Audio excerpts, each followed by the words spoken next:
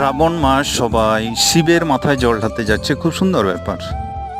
সে বাঁক টাক ইত্যাদি নানা কাণ্ড করে খুব সুন্দরভাবে জল ঢালতে যায়, কিন্তু ওই বাবার ভক্তরা এমনই ব্যাপার, তাদের চালচলন।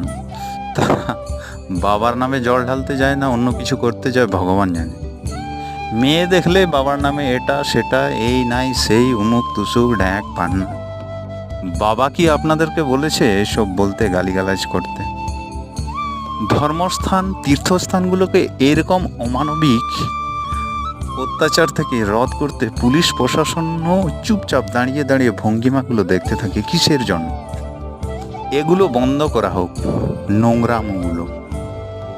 তবে ধর্ম বাঁচবে, মানুষ বাঁচবে, ধর্মস্থান তীর্থস্থানের মতো হবে।